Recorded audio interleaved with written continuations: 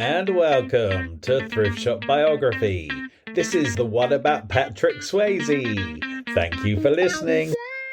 Hello. Hi. How are you? Great, how are you? I'm having the time of my life. Oh, nice!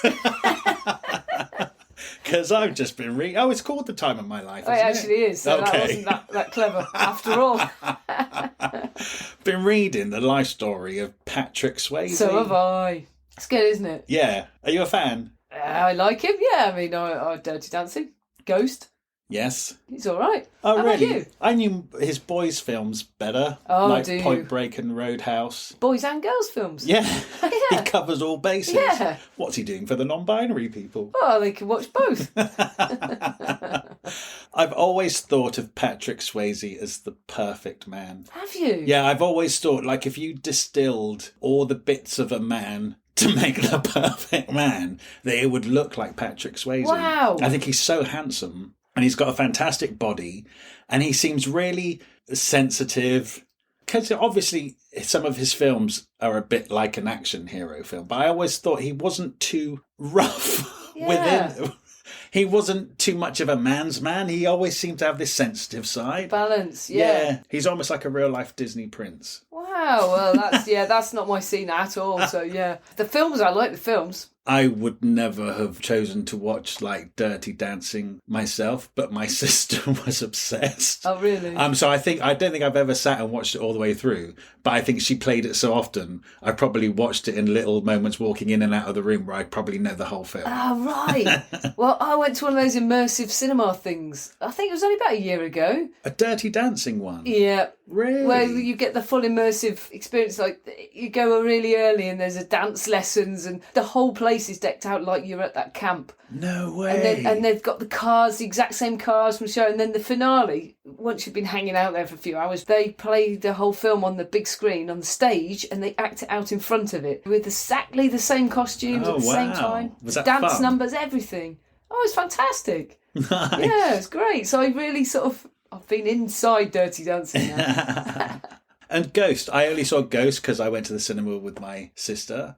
So I know him by proxy. But through that, maybe I think he's a perfect man because my sister idolised him. It's Probably rubbed off on you. Patrick Swayze has rubbed off on me, yeah. You wish.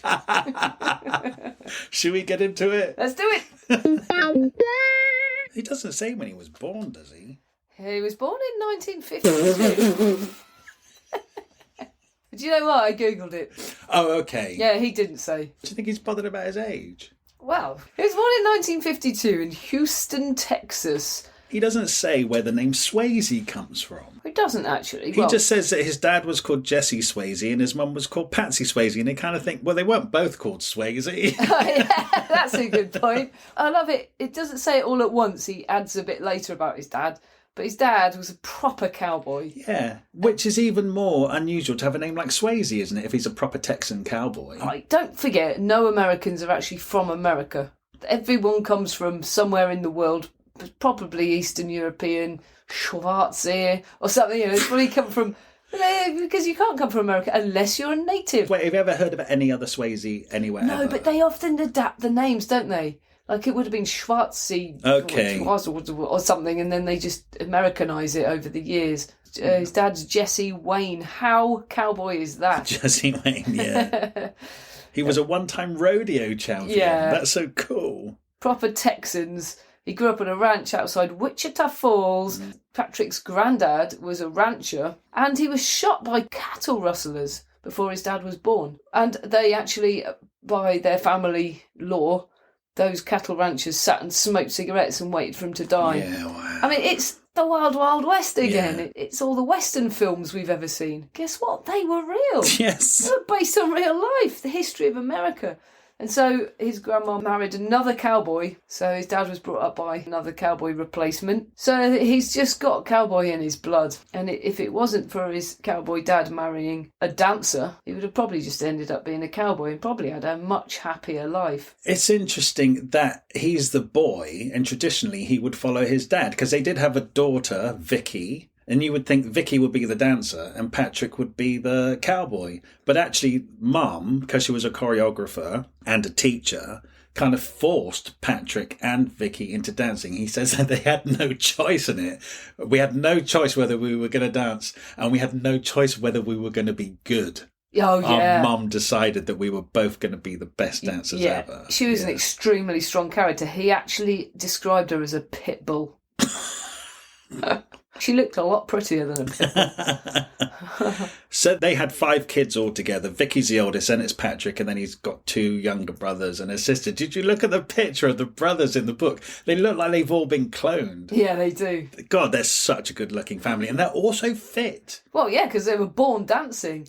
And Dad's a cowboy, Oh, rodeo champion, Mum's a dancer. That's a good combination. Oh, it's all outdoor activities, Yeah. isn't it? His mum knew they'd achieve to the point where she named him Patrick Swayze because she pictured it on a marquee and thought it would look good. It's a bit like Agassi, the Serena Williams sisters. It's like they had kids to make them into champion dancers. Yes, that's what this is. Predestined yes. again. I totally got that parallel when I read this. And it messes people up because you've got this drive that's put into you, a drive to succeed, but also this feeling that you will never be good enough because you're driven harder, faster. You're never, ever going to be good enough.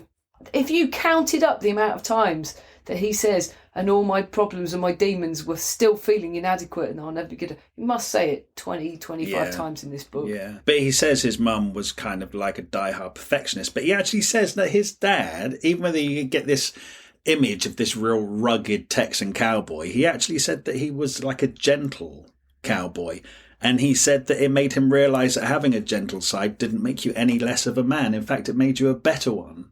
And when I think of Patrick Swayze, like I said at the beginning, he is this guy who does action films, but actually he comes across as really sensitive. Yeah. I love that. He is the perfect man. There's the dedication at the start of the book. It says something like, to my dad who taught me that you can be gentle and tough and it makes you a better person. Then his wife, Lisa, who sort of co-wrote this book with him. Well, now, this is a strange book insofar that she is on the front cover with him. This book is A Time of My Life by Patrick Swayze and Lisa Niemi. Is that how you say it? And she only really gets a page at the beginning. No, but then right at the end in the acknowledgements, it basically says she wrote this book with him. They wrote his story together, I think. We'll get to it, but there's a couple of bits in this book that I kind of thought he would never have written that unless his wife was writing it with him. Yes, maybe. It's a weird book. Nobody else has done this that we've read so far. No, I mean, people have co-authors. It's just that his kind of ghostwriter is his wife. He talks a lot about how she's a writer. And how she's helped him with every step of his career. So this is very much a partnership. To begin with, it annoyed me. And then I said to myself, no, be open to this, because he's actually bringing his wife into the spotlight and acknowledging her contribution to his massively successful career. And it actually made me think, who else have we read who was massively helped by their wife that they kept quiet about? Yeah, that's very true.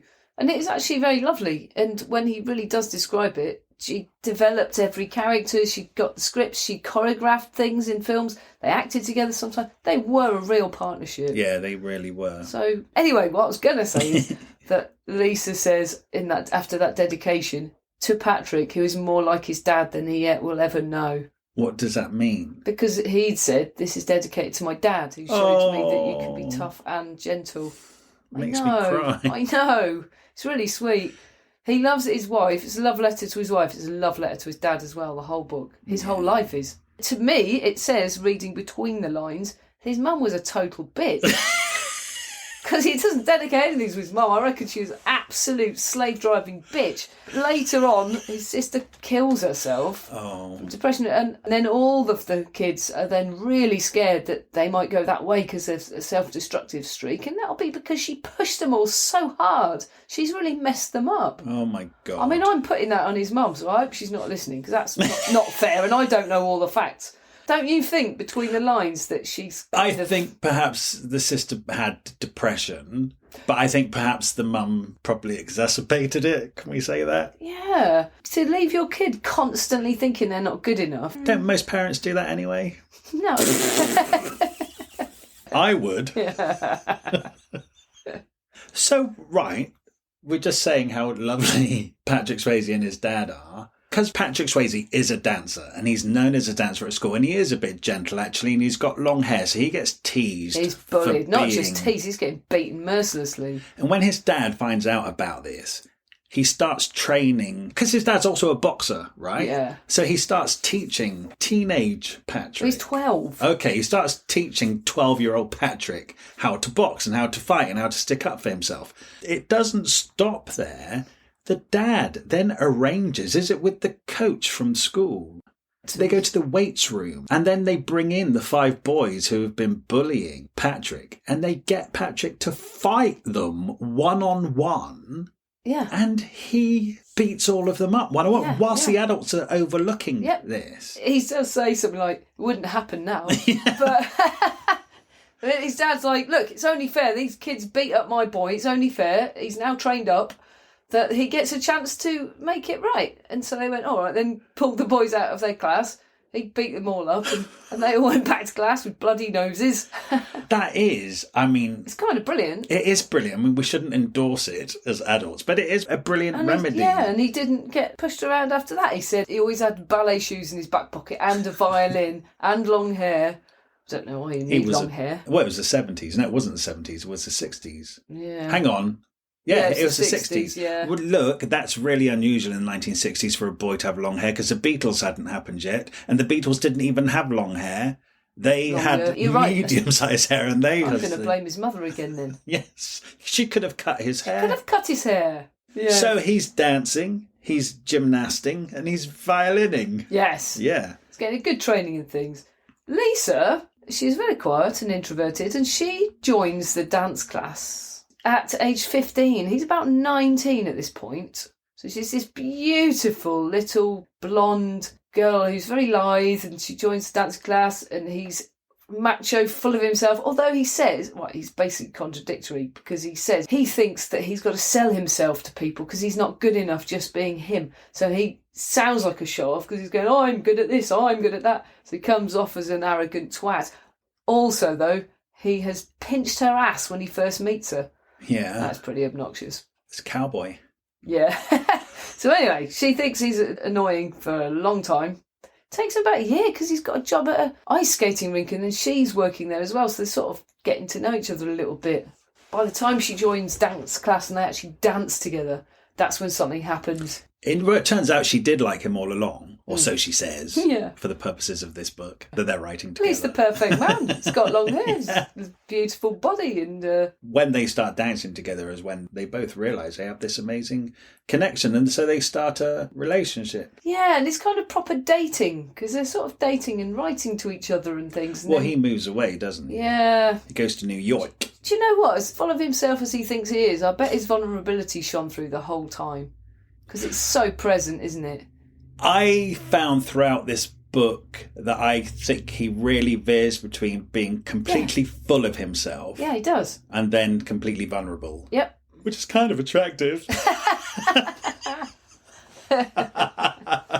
I can see how Lisa fell for him. Yeah. So we should say when he was, because he obviously is a bloody good little dancer, because his mum's terrorising him and his sister. He has done some summer stock musicals as a kid, like The Sound of Music and Gypsy. And then he received scholarship offers from the Joffrey Ballet and the American Ballet Theatre in New York City, but he turned them down because he wanted to stay with his mum. This is like Agassi. There is, even though they're being really hounded into the ground, there is still a real loyalty to their overbearing parents. Yeah.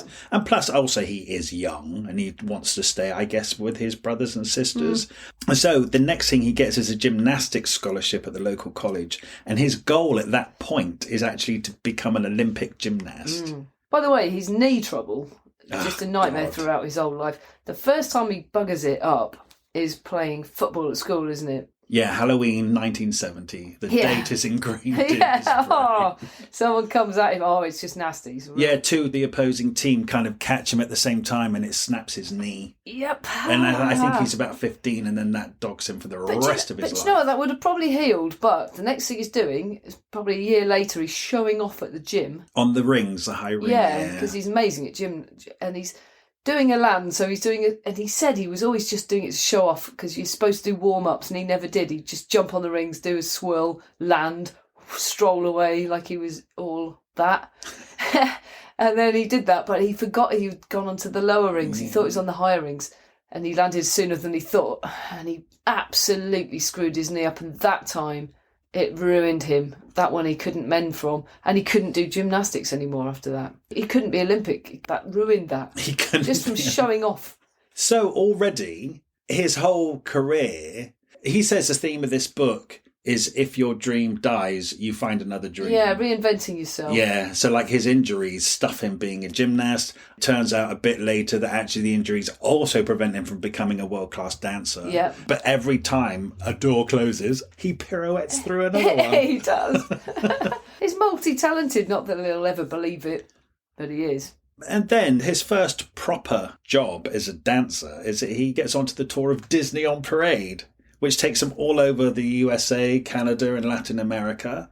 That's when Lisa goes to stay at the family house. Right? Yeah, because her parents, she doesn't go into it, but they're clearly breaking up or arguing a lot. It's clearly a really disrupted home.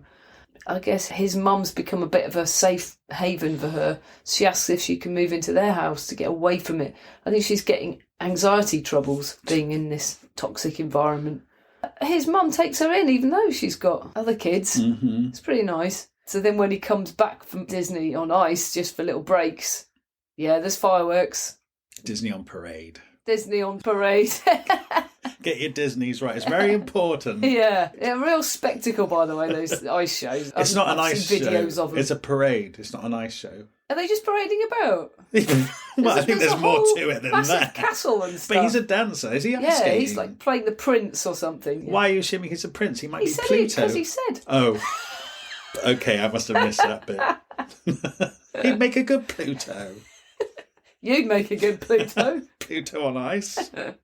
Anyway, yeah. And by the way, he said he was almost the only straight man on that whole huge tour, so he had to pick up all these gorgeous dancers. I felt that he was tormenting Lisa a bit because they had a thing going. Yeah. And then when he moved to New York, he sent a letter saying, "Oh, I've met this girl. I don't know whether to pursue it." It's like, hang on, isn't Lisa your girlfriend? Yes, he said it's partly to test how she felt. Right. To see if he could make her a bit jealous. And she acted all like she didn't care, but she did. Yeah. They were just young and they were, you know. They are young, they're teenagers. Yeah, because as soon as he went home to visit, just as soon as the mum's back's turned, they're snogging all over the place. So Disney on Parade ends, and then he gets a scholarship shortly afterwards to the Harkness Ballet in New York City, which has a theatre in the Lincoln Center. So he moves to New York, and he's dancing at the ballet. So the woman who is the benefactor of the ballet company wants a massive mural painted in the theatre, all up the proscenium arch and across the top, and she wants it to be this orgy of muscular bodies. And Patrick Swayze is chosen as the model of that. Did you Google it? No. It's amazing. There's about 50 muscular bodies in different balletic poses painted all up around this theatre. And it's amazing to know that each one is Patrick Swayze. It said he got awarded by having his face in the middle one. And what made me laugh is that he actually posed for that in the freezing cold on the sort of scaff towers. Yeah. In person. Yeah. You'd think they'd have just done a series of Sketches. photographs. Not like they didn't have cameras in the 70s. Perhaps the artist liked him posing. Yeah, he's just standing around on the scaffolding for weeks at a time. Getting paid, though. Do you know, he does talk about the pressures of being in a ballet company. He said that when he was there, 2 women died. Yeah, I know. Just from being ballet dancers. Yeah, it's really bad, isn't it? It's a world I know nothing about. But he mentioned one of the women who was a contemporary of his wrote a book at that time that's obviously become a legendary book about dancers because they sort of made them all anorexic. Yeah. He was really fit and he had to really diet to the point where he's only eating lettuce leaves almost. Yeah. Because you have to sculpt your body to just be muscle and be light. And I know the girls, because they have to be lifted and spun around. I knew anorexia was a problem. I remember even in my day, the ballet dancers were always smoking. Were Because they can't eat. So they just smoke. He says, everything my mother had said was true. The amount of suffering you had to undergo to become a professional ballet dancer was overwhelming. Well, she should know, because it sounds like she put them under that much pressure. Oh, and you know what? That's probably why she was a bit insane. Yeah. And that's probably why you pass that on to the next generation. It's a form of abuse, just being a dancer. I think most dancers would agree with that. I don't think we're speaking out of turn. So then, a year later, Lisa moves to New York City, into Patrick's little apartment. And then they very quickly, because they're living in such close proximity, they realise that they're the ones for each other. And they quickly become a thing, a proper thing, and they get married shortly afterwards. Yeah. They go back to Houston and get married. Yeah, they were intoxicated with each other. And he says that she kept a diary, which he read years later, and he had no idea that she was really scared of becoming so close to him, and because she was still so young. Yeah. He's 5 years older, which is significant. So when he asks her to marry him, she hesitates. And he can't recover from that. He pulled himself together. They got married a lot faster than that. But if you look at pictures of his wedding day, he said, I wasn't even smiling because it's stuck in my head that she doesn't love me as much as I love her because of that hesitation. Wow. And you think, Jesus, this man's really, really deeply insecure. You know, this woman loves him and she's agreed to marry him and she's married him. He said it took him 10 years, at least 10 years, to really believe she loved him. You know, he's so insecure. Yeah. Poor fella. You can't help but like him. Oh, no, I liked him book. before. You liked him before? I was indifferent before. Now I feel for him. He's very sweet. He's a really nice man, yeah. He's a nice man with a horrible knee. Yeah, his knee's buggered. He has to have it drained, sometimes almost daily, because it swells up. So he's in the ballet company, and ballet as well is so stressful on your body that if you have like a knee is a really important part. Pivotal. Hey. You know what? He gets a job in this Broadway show. There's 4 featured dancers, and he's one of them. It's called Good Time Charlie, and it stars Anne Reiking and Joel Grey. Yes. Well, I know Joel Grey because he's the MC of Cabaret. Mm-hmm. Welcome and bienvenue. That's Joel Grey, right? Yeah. Obviously a very gay man. And it says in this that he's the father of Jennifer Grey. So I'm absolutely gobsmacked because I didn't know that. Oh. Because of course gay men have children, but because I only know him as this really gay cabaret man. It never, ever would have dawned on me that he could be the father of anyone, never mind Jennifer Grey. I found her autobiography I know, very recently, so we can do her now. Yeah, now I think, well, that makes her way more interesting. Yeah, and I think I knew that maybe from when her autobiography came out a couple of years ago, and it's probably in the press that Joel Grey was her dad. I had not made the connection. Oh, you didn't know either? Why would you? Yeah. Did you know? Whoa, that's amazing. He says, he met 15-year-old Jennifer Grey then, and she was really sweet little girl. How amazing that he's a jobbing dancer, she's a 15-year-old girl, and they meet, and then in 10 years are in one of the biggest... 12 years later. Is it 12 years later? Then one of the biggest films of the decade. It's brilliant. Yeah. That was cool. Anyway, 1976, there's a tour to South Africa with the ballet that he's in, the Joffrey Ballet. And the star, I don't know what, pulled some ligament. So they replaced this star of this ballet with Patrick Swayze, which was a really big leap. Yeah, it would have been a tour of South Africa and then New York shows, which were going to include a guest performance by Baryshnikov, the legendary Russian dancer. But he was really worried about this tour anyway, and it was massively to do with his knee. He was really scared that in South Africa they might not have access to the same doctors that drained his knee every day. I reckon that was the main worry for him. And he just bottled it. He thought, I can't do this. So that made him realise, because he'd been offered the starring role in it, he realised that his knee was never up to a career as a professional ballet dancer. No, partly that and partly fear of going on the tour to South Africa and not thinking you've got the medical help. But he knew if he pulled out of that, it would be over because that was his big chance. So this is a repeat of his Olympic dream ending. Now his ballet dreams are ending. Yeah, just before he hits the top of both things. But you know what? Quite soon after that, though, he gets going on another career because there's this agent called Bob Lamond who his mum knew, and his mum had helped get into being a manager in showbiz. This is back in Texas. And then by 1977... he'd become a big-time manager who was representing John Travolta. Yeah. Now, this is at the time of Grease. Saturday Night Fever. Well, he's the biggest film star in the world, isn't he, around that time? He's One big, of them. yeah. And Jeff Conaway, Tony Danza. So that's a really good contact for Patrick Swayze to have at this time when he's thinking about pursuing another avenue. And he's had him the whole time, apparently. And when he actually got in touch, he said, hang on, why are you only getting in touch now? He said, well, because I wanted to have proved that I can do it on my own and not just use my mum's contacts. He went, do not ever do that again in the rest of your career. In this world, you use anyone you've got, anything to give you a leg up, you use it. He was right. I get both sides of it, but he's not cutthroat. Actually, it's really cool, this book, because we've only just recently read Arnold Schwarzenegger. And that is a man who is just so full of ego, so determined to make it, and nothing will stop him. He wins all the way. He's got no humility. And this man's so fragile and so... The only reason he made it at all is just because of the relentless drive his mum instilled. I think his true nature isn't like that. He's a really gentle person who just would have pottered along, honestly, I think. It's the opposite of Arnie. Yeah. They both became top 10 box office stars of the 1990s. Yeah, they did. Very different. A really different approach. Yeah, interesting. It is.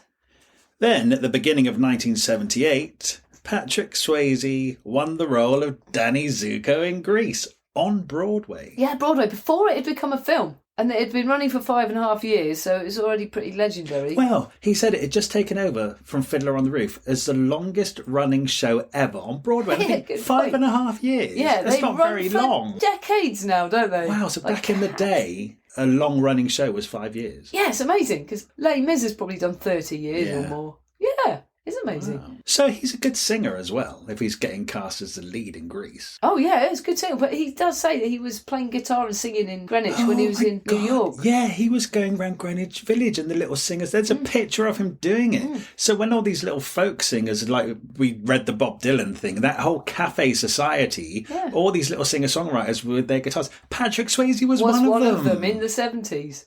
Wow. Yeah. It's good, isn't it? Yeah, I love him. Because he wrote and sang She's Like the Wind for Dirty Dancing. That didn't come out of nowhere. He's always been musical. Yeah. Oh, he's so creative. Yeah. I have to say, so many times they're down and out. Like, they were building scenery and stuff in New York to try and make a living. Him and Lisa, a real team again. Yeah. They had little carpentry sideline. Carpentry on the side, and a set designer for the ballet had said, I've heard you do carpentry, I need to convert a brownstone 3 floors. And he said, oh yeah, we can do that. Then he got the Reader's Digest and sat there learning how to do it. This is really relatable to me, trying to make it in London, just trying to get work and taking anything you can. And I think, bloody hell, they're really ordinary hoofers, they're just ordinary actors and dancers.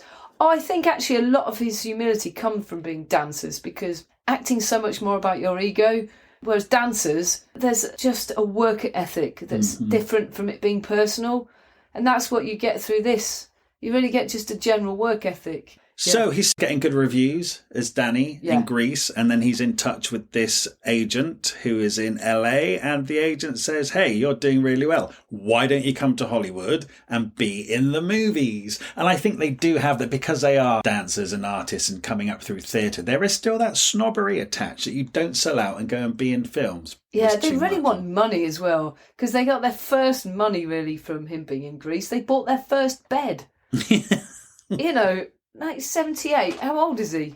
He's 26. Yeah, they bought the first bed at 26.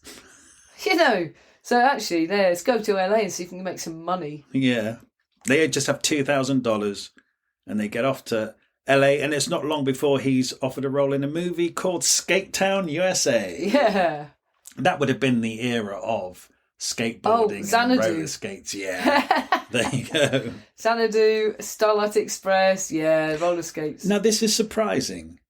Not long after that film came out, Columbia Pictures offered him a multi-picture deal to star in similar movies, like Teen Idol type movies. And they talked it over, and they turned it down because they thought it would create the wrong image for him, because he wanted to be a serious actor. Yeah. And they thought he'd be a flash in the pan. So they were in it for the long game. Yeah, I know. I've been thinking about that a lot whilst reading the rest of this book, thinking That would have been a valid... Now you look back, because he also became a teen idol anyway. It probably would have been a good way in, and if he'd have been really clever about it, he could have morphed that into a serious acting job. You never know, or it could have killed him. But there's also that thing, and I guess it's from Mum being a dancer, and that's her living. And obviously he's hanging out with other dancers and other creatives. I think it's that thing. Most actors I know, they were offered a multi-picture deal. They'd grab it and not look back. But because a creative career is normal to Patrick Swayze, he's probably like, well, I'll just find another way to do it. This isn't the only offer I'm going to get. Yeah. Because when I read that, I'm like, why would you not take that? I know. A multi-picture deal. You'll be in work for the next 3 or 4 years. But then you're also tied to one studio. I don't know, look, we're talking about him. So he did it right. He did it right, yeah, he sure did. He could have failed so easily and always regretted not taking that. Yeah. Then he starts getting roles on TV shows. MASH. He was in MASH. Yeah. But even though he's had this kind of good start, actually, they do find themselves broke again after they've been in Hollywood for a couple of years. And they start the woodworking business. That's always going on in the background. Yeah. Hammering away. That's right. Yeah. Do you know, at the same time he was filming Skate Town, there was this film called Urban Cowboy going on, annoyingly, in Houston, Texas. And so he couldn't do both. There was a role in it he wanted, but he couldn't do both. John Travolta got that role. So they were really similar because he was doing Grease. Yeah, right. Before John Travolta ended up doing the film version of it, he could have ended up being John Travolta and vice versa. They were kind of interchangeable. But also dancers. A dancer, a tough man and an actor. That was his other half. Yeah, you're right, actually. I've never made that connection before. And because his mum was choreographing some of that film, Lisa was in it, so he ended up going over and catching the end of it, and they became mates.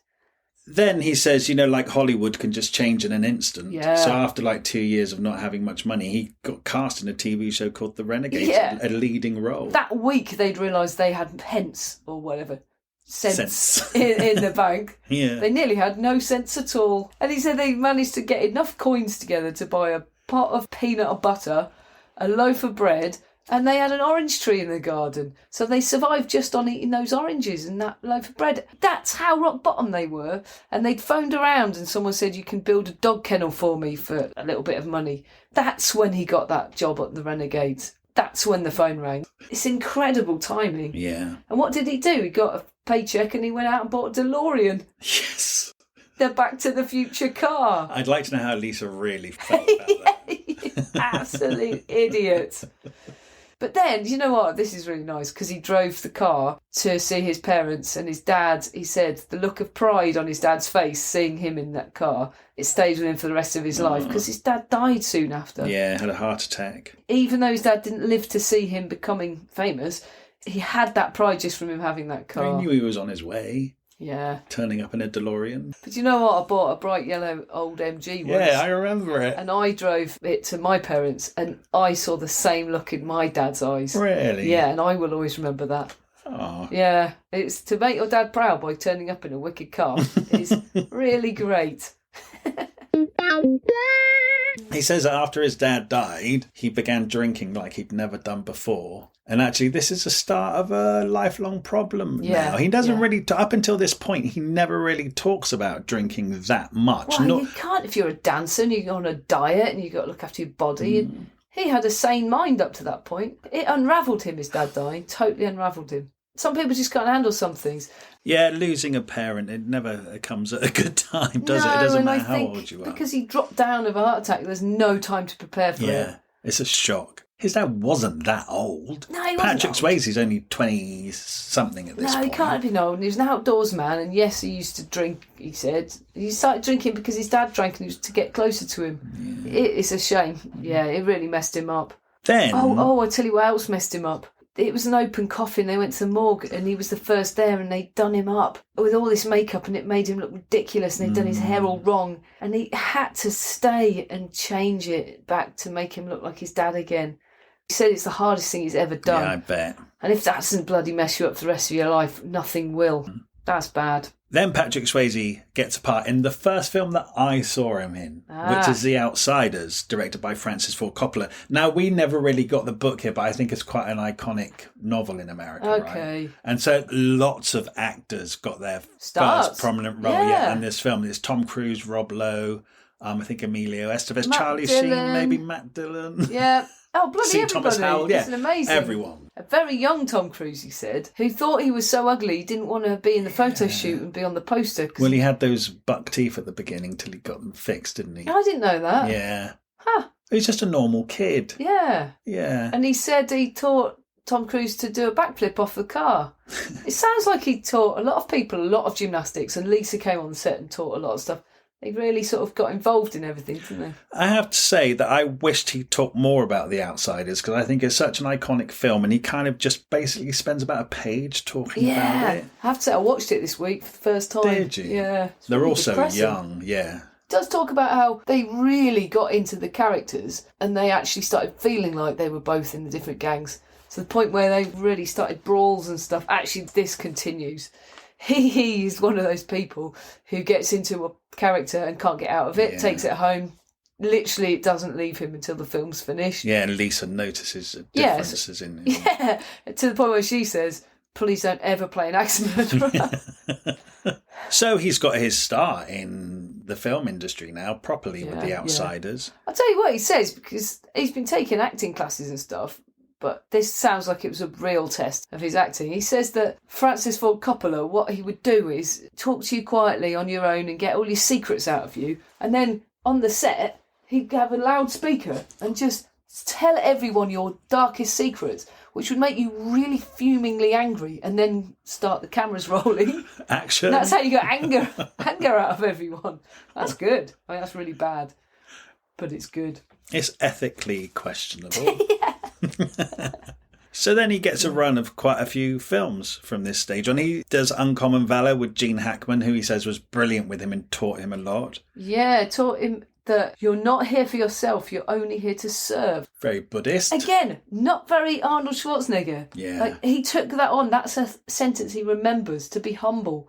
And another time he says, when he's acting, what he does is he really focuses on everybody else's lines and everyone else's characters, so that he can find his character through the reflection of them, through how they treat you or how they react to you, which is a more humble way of approaching a character. It's very text analysis. It's very proper actor. Really, the only thing you learn about your character, if it's a script on paper, the only thing you know is what other people say about you. Yeah, and how they react to you. Yeah, that's truthful. That's proper. And see, the thing is, in this book, is that he is a proper actor. He wants to be the best actor. He never really gets the roles. He's never allowed to step out of his handsome guy romantic or action lead. It seems to me that he was always dying for those roles that are given to like Tom Hanks and stuff. And he was never allowed to progress to become this serious actor. Yeah. Yeah, and I really get that is in him. But Arnie says that those meaningful, emotional films for men only really happened in the 90s. Oh, yes. Because this is 70s into the 80s and it was all action. It's Republican. And it was all women want to see the action hero and the strongman, and they don't really want all that emotional meaning. Actually, times changed into the 90s, and he's stuck in the 80s at this point. Then he does a film called Red Dawn, which sounds crazy. This is with Jennifer Grey. Yes, and that's that director John Milius again. Yes. Directed a lot of the Arnie films. Who's an absolute military freak and a wild man. Oh, yes. And he gets Patrick Swayze, Charlie Sheen, Jennifer Grey. So it's this film where they're kind of renegades, and he actually gets them to do this exercise off camera. Oh, he's training them up. Yeah, where they have to navigate really inhospitable terrain. Yeah, it's a capture the flag thing. Yeah, whilst there are other guard troops out trying to capture them. Yeah, the real National Guard troops versus the bunch of actors out in the mountains of New Mexico, and they win. Yeah, Patrick actually Swayze, did. he really rises to the challenge and he becomes the one in charge. Yeah. I think he pisses off like Jennifer Grey a bit by shouting at her. Yeah, barking he's barking orders because he's been put in charge because he's supposed to be the gang leader, and of course he can't get out of character ever. But he said they dig trenches, and he said at one point the National Guard's like pretty much standing on top of him and didn't even know. Yeah. They totally beat them. Oh, they were really pissed off that this bunch of actors had beaten them. Yeah, That's so amazing. they should be. Yeah. That means they'll lose the next war. It does, really. I'd never seen that film though, but I'm tempted to now. Yeah, that's it sounds probably ace. a good film, yeah. And I tell you what I love, it's after this now that him and Lisa start developing a theatre piece based around dance. It surprised me that at this stage in his career he went back to theatre and did it. Just shows how much love and how much invested he actually still is in dance, actually. Even though he can't do it anymore because of his knee, we can do it to a certain extent. So him and Lisa get this theatre piece going and it's really well received. Yeah, they develop it, they write monologues, and it's all to do with this sort of longing and passion for dance when you can't do it anymore. And it's called Without a Word. And it's very New York to me. That sounds very New York. It's like New York in LA. And it's at the Beverly Hills Playhouse. Sells out. Real showbiz audience with Gene Kelly, who encourages him to do more dance films because it's so rare to get an actor who can dance and sing. It's like, you really should do it. And he does listen to Gene Kelly, as you would. You should, yeah. And they get 6 LA Drama Critic Awards for that. And it's one of his most proudest artistic achievements. Yeah, I bet, actually. I thought, when I read that, I thought, what do you mean most? That sounds like your best thing you ever did. It's amazing. They made a film of it. I don't know, 20 years later. They should have made a film of it then. Yeah. Well, it's a bit of a weird fish of a film, really. I think it's more of a theatre had to be piece. there. Yeah. Because he said the rest of his life, the few people that saw it come up to him and say that it really touched them and really changed. Bit special. Then he gets cast in the event TV that is North and South. Right, that sounds amazing. That sounds like something I'd actually love to watch now. Have you not seen it? No. Oh. Did you watch yeah, it? of course. Well, Was it on through in my Britain as sister. well? Yeah, massive. Was it? Massive, yeah. He said he was filming it for a year and a half. How long did it run for on It was, telly? like 2 seasons of about 6 episodes each, I think. Oh, how can you get hold of it? Probably online, probably stream it, I Yeah, would think. I'm going to have a look. Yeah, it was one of those big sweeping epics that everybody... Don't forget, we only used to have 4 channels back in the day. When is this, like 84 or 83? Middle of the 80s, something like yeah. that, And like everybody would sit and watch it. It was. I remember it being a real big thing. It sounds like Gone with the Wind, but like the Dallas version. Yeah, So that's it's, like, exactly ongoing. what it is. Really? That sounds brilliant. And my God, everyone was in that. Bloody hell, the list is amazing. Okay, get this. Liz Taylor, James Stewart, Olivia de Havilland, Johnny Cash, Gene Kelly, Robert Mitchum, Gene Simmons, Kirstie Alley, Lloyd Bridges, Waylon Jennings, to name but a few. Amazing. It's better than We Are the World. And it's like an acting We Are the World. And he was the lead. Yeah. Or a lead. I looked at the other guy, Jim Reed, who was the other lead guy. And he has had a career to this day, just not as publicly prominent as Patrick Swayze. Wow. Yeah. I know he said he was really trying to act cool around all these major stars, but then he heard James Stewart's voice and his knees buckled. But he does have a bad knee in his defence. Yeah. I love that though. But obviously his fame skyrocketed at this point. Yeah. And it says that the paycheck had allowed them to buy a 5-acre ranch. I love it because around this time they started to get into horses and buying horses and showing horses. See, they did have everything in common. Yeah. It's pretty cool. So it's 1987. He's now a big deal. And he gets offered the part of a dancer in a film called... Dirty Dancing! Dirty Dancing. Actually, he reads the script first and he doesn't think it's very good. He thinks it's really fluffy. Then he looked at it more and he thought, actually, this has got class conflict, class conflict, sexual awakening, and family issues. And he was like, okay, it's deeper than I thought. It's not just this girly film. And then he thought, this man who's this dance instructor and sort of caught in this underworld and, and then falls in love with somebody who can be better than he is. He thought, actually, that is me. I am that man. But he really had to audition to get the part, didn't he? And here's Jennifer Grey again. Yeah. Now... Who didn't like him. Didn't like him. Then I find this is weird, where they're dancing for the first time. Now, bearing in mind this is in a rehearsal room, and Patrick Swayze's wife, Lisa, is in the room. And he says it was a bit awkward with Jennifer Grey because they'd worked together before. And they started dancing together. And he says he lifted her up, and I lowered her slowly to the ground with our eyes locked on each other. It was a lovely moment and very sexy. The room was absolutely silent. Everyone was just staring at us, which is like, great, you have great chemistry for a film, but your wife is in the room. Is that not weird? No, because they're dancers. It's what you do. Is it? Yes, it's what you do. You go and watch a dance piece. And it's all right for him to say it was very sexy? Yeah, because it was. Okay. But also, Lisa had just taught her the lift. She was just the choreographer, you know. Did you feel sorry for Lisa in this book? She's passed over quite a lot, isn't she, for roles and stuff? Yeah, she is. She definitely takes the second. But I don't know if she just would have gone into a pool of dancers anyway. She actually probably had more opportunity being his wife than if she wasn't. Oh, do you think? Yeah. It's interesting because the role of Penny in Dirty Dancing, Lisa was perfect for it. Yeah, but how many people are there out there in the world that would have been perfect for it as well?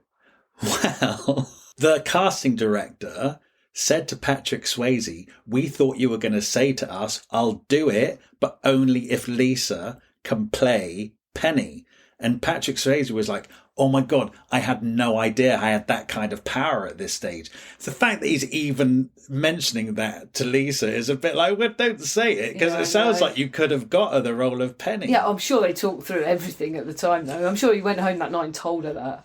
So Cynthia Rhodes got the role of Penny. Now, I thought to myself, what on earth happened to her? So I looked her up yesterday. Cynthia Rose? She's called Cynthia Rhodes. Why is that? Rose or Rhodes? Rhodes. Oh.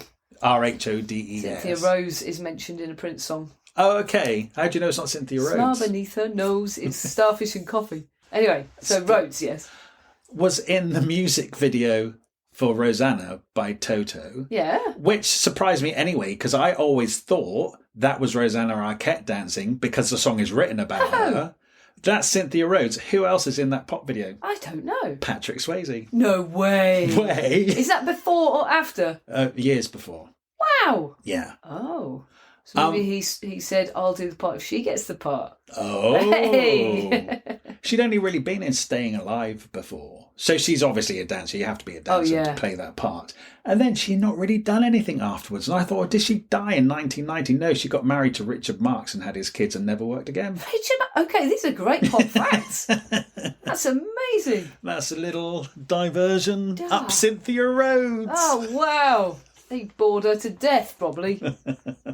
Clarinetted her. Did he play? No. No, that was Kenny G. Oh, yeah. He clarinetted her to death. Yeah. He's clarinetted a verb now. Yes, it is.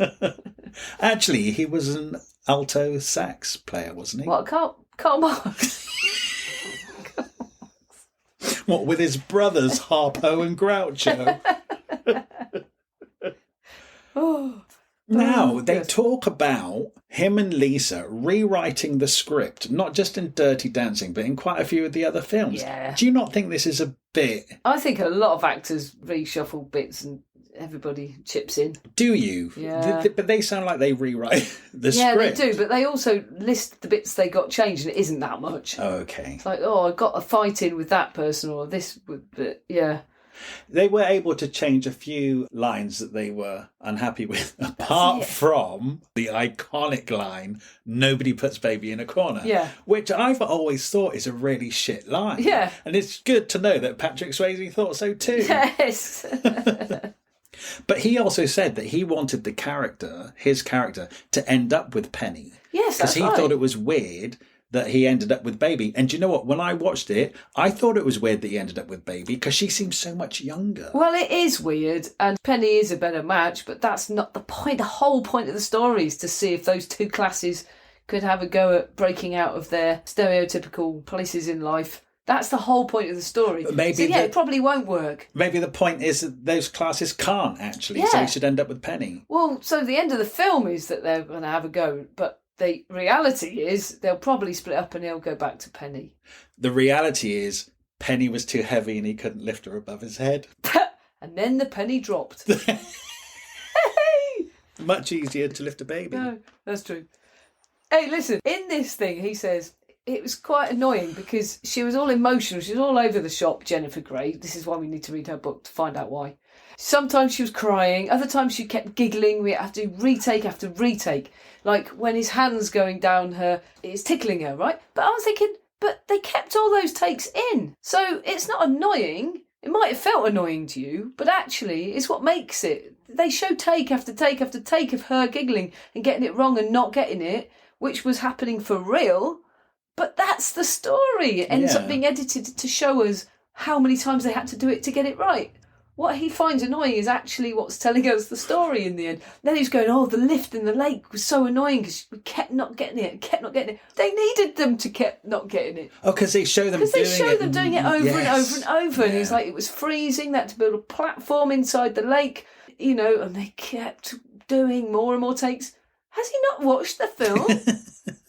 It's mad. You're right. No, I never thought of that when I was reading this book. But because I've never really watched the film. But that constitutes part of the film, yes, an important part of the film. A really important part. Yeah. Some of the most endearing parts, in fact. Mm-hmm. Anyway, it only took them 44 days to shoot. It's relatively low budget, and they had no clue the level of hit it was going to be. Well, why would you? It's just a nice little film. You would never imagine that would take off and become... Yeah. And you know what? The soundtrack was a big part of that. Because everyone had that album. It was huge. Yeah, you're right, actually. And it really propelled the film. They went side by side. A film that wasn't a musical. Yes, yeah. But anyway, it was huge. Now his fame is stratospheric, right? Yeah. And he does actually say, because Lisa is included so much in this book because she's such a big part of his life and she's always there. And he says that he went to a store signing where he could sign albums, and when they turned up, they could not believe how many people were there. And he said there was about 15 security guys materialised to shepherd us through the crowds. Everyone started screaming when Lisa and I got out of the car. No, people started screaming when you got out of the car. I know. He includes her a lot, which is so sweet, but it's a bit like there are bits in this book where she's obviously not included. You don't have to mention her all the time. I know, but she's writing it. Yeah, right. She's got the pen. But yeah, he didn't do anything on his own is the main thing, apart from the year when she left him. He literally didn't, and that is his story. That's the truth. Some people might say, I got out of the car but that's not who he is. He's very vulnerable and he was never alone. So then he does a few more films like Roadhouse and stuff. Roadhouse was huge. Roadhouse was his next biggest hit. They're remaking it now. Are they? Yeah, with Jake Gyllenhaal in. Oh, really? Who was his co-star in Donnie Darko. Oh, yeah. Yeah, but that was like a real macho Western style film, and that was another big hit. Yeah. But the next massive world-breaking hit was Ghost. Yes. And Jerry Zucker didn't want Patrick Swayze. Yeah, he really had to fight for that role. Because he'd just done Roadhouse and was a macho mullet-wearing meathead. And the Ghost is essentially a romantic film. He could have gone and watched Dirty Dancing. It's true, actually. Yeah, no. But yeah, I didn't realise Jerry Zucker was the man behind Airplane and Ruthless People, my favourite film of the era. Brilliant. Yeah. And it was Patrick Swayze was instrumental in getting Whoopi Goldberg on board. Because not that Jerry Zucker didn't want Patrick Swayze, he also didn't want Whoopi Goldberg. And there were about 25 different other actors who were offered the part of Oda Mae Brown. And Patrick Swayze like, you've got to see Whoopi Goldberg. She's perfect. He absolutely insisted to the point where he arranged for him and the director to fly to Alabama. He said, you just please get us in a room together and see if you think it works. That's how much he did. And when she won the Best Oscar for Supporting Actor, she name-checked him and thanked him. And he said she'll never know how much that means to him. It's really nice. Yeah. But yeah, they did an audition. He sounds like he put his heart on the line. And that's what he does. He's very good at, if he really wants it. And also Tu Wong Fu later on when he played a drag queen. He did it again. Like when he wants the part, he just literally lays it all out. He's really, really open in all his vulnerability. Yeah, and what's amazing about Tu Wong Fu, where he plays a drag queen, is again, I don't think they were too keen on having Patrick Swayze because he's such a big macho man. And so he went in, dragged up. Obviously, the casting director knew who it was. But what they did when they played the auditions of the actors to the producers who included Steven Spielberg, they really loved the character. And when they were told it was Patrick Swayze, they couldn't believe it. So they blind watched the auditions without knowing who was who. See, now Patrick Swayze is such a nice guy, but there are bits in this where you read between the lines, and he says when they were filming Tu Wong Fu, which is with Wesley Snipes and John Leguizamo, he says that one day, he says that John is just this excitable little puppy who's 100 miles an hour, and he said one day Patrick Swayze was on set, I don't know, probably a bit hungover. Well, he could have been pissed, yeah.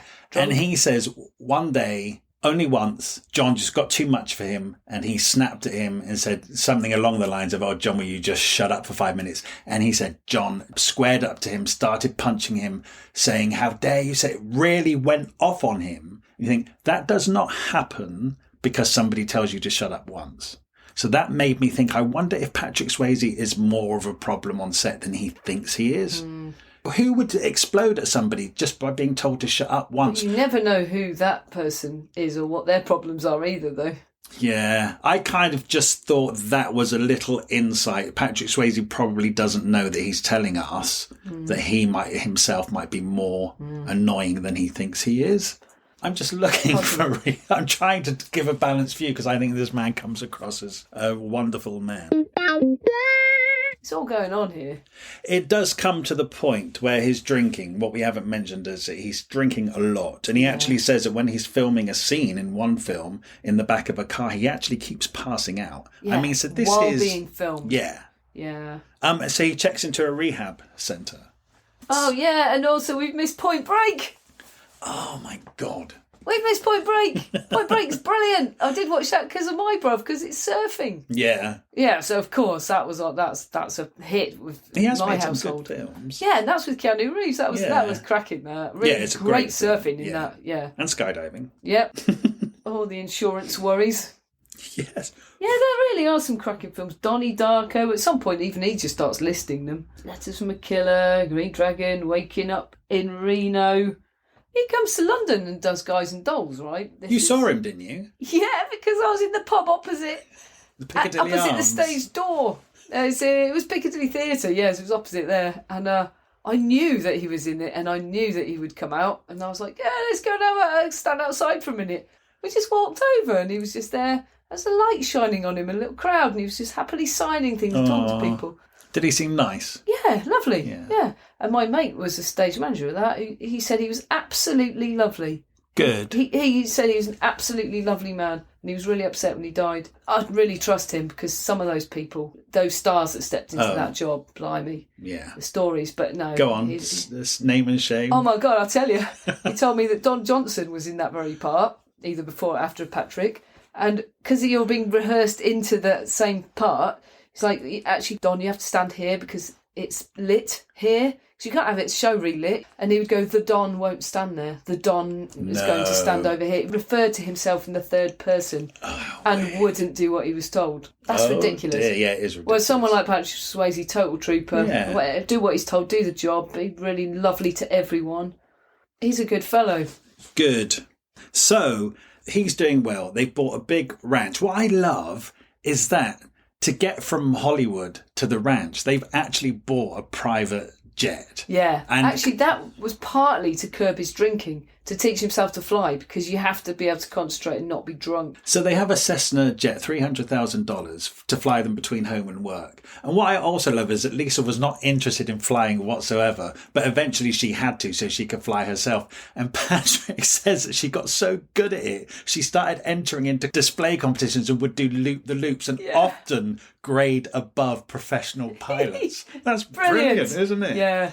But one day when she was flying, she begun to get foggy-headed, and they worked out that the pressure in the cabin had deteriorated, so she wasn't getting enough oxygen. Hypoxia or something. Hypoxia, yeah. He says he thinks it's because they smoked in the cockpit, which you're not supposed to do, and the tar can mess up the valve that lets the oxygen in or out or whatever.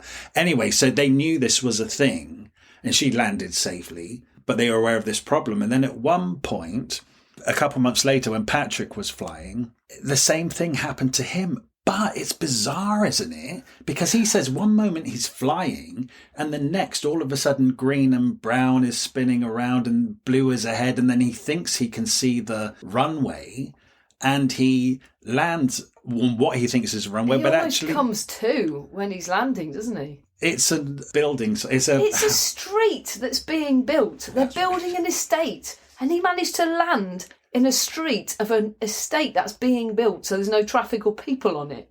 The odds of that is unbelievable. It looks like he was knocked out with hypoxia, and luckily, he thinks he must have knocked autopilot on somehow, but luckily the plane descended enough for oxygen to re-establish in the cockpit, which brought him round, which meant he could land the plane. Yeah, but if it had stayed on autopilot, it would have driven until the petrol ran out. He'd have never come round. And air traffic control looked at the path of his plane, and it came so close to the ground 11 times. His flight path was like a string of spaghetti going round and round in circles for 45 minutes. Yeah, was he knocked out all that time? Yeah, he must have been. And he only got low enough to get a bit of oxygen to bring him around enough. It's absolutely insane. The investigator said to him, I've never spoken to a pilot who had hypoxia before. Because they never all survived. Die.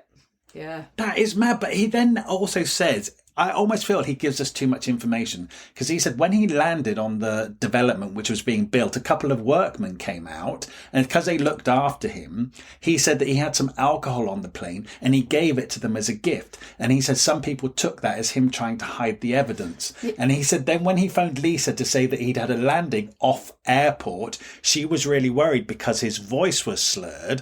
And he said, well, that's a symptom of hypoxia. I thought he was kind of giving us too much information. Do you think he was drinking? I don't actually, because I think the only reason he told us all of this is because the papers reported that he'd given the alcohol out.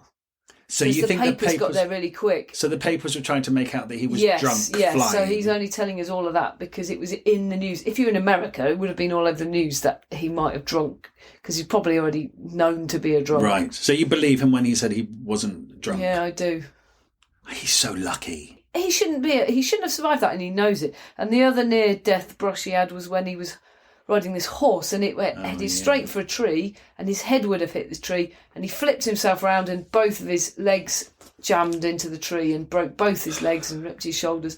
He's had tons of injuries on all these jobs. I mean, but he's so fit that actually he survives these injuries and recuperates, because I think if that happened to me, I'd be fucked. Never walk again. Yeah. So yeah, he's had some near misses, and then of course the sad part of the book is him getting cancer. And what's sad, because of the introduction in this book, the book was written and published in 2009. He was diagnosed with pancreatic cancer in 2008, early 2008, and the book was out in the middle of 2009, and it was full of all this hope. Yeah. You know, he's really going to fight this cancer. He knows it's a death sentence, but he decided he's going to fight it because he's fought everything else in his whole life. He's fought so much pain. He's going to do it. He's going to beat it. And I googled when did he die, and he died 4 months after the book was published. Really? And he never accepts that he will. It's like, I will fight this, I will beat this. Yeah. Oh, you don't get any sense of this book that he's about to die. Not at all. I mean, he does rounds of chemotherapy, and he gets a job on a new TV series called The Beast, and he says, well, wait for me. As soon as I get this chemotherapy out of the way, I'll be on set. And he did. Yeah, and then he does describe that was incredibly difficult and painful, and he was really suffering. He suffered through so much and still got on with it, but he nearly did take him down. I watched a couple of clips of that on YouTube, and you would not know what he'd been through. And he actually said he made the decision that when he took that job that nobody on that set would know that he'd been through chemotherapy. No, he didn't even tell anyone. But you know what he actually is? He's a trooper in the actual definition of the word. Yeah, he's a born dancer. And so he trooped right through to the end. Yeah. Yeah, good on him. Good on him. I love him. He's great. Thank you so much for listening to this episode of Thrift Shop Biography. We love making this podcast, and we're absolutely thrilled that so many of you are already listening. You could really help us out by leaving us a review somewhere, wherever you listen to this podcast. And if you could share us, tell your friends about us, or drop some links on social media. We have a Facebook page called Thrift Shop Biography, so make sure you come over there to hear about the episodes first and what else we're up to. Okay, see you next week. And if you're new here, there are loads more episodes now to go and listen in the back catalogue, so make sure you go and enjoy them. Okay, thank you very much.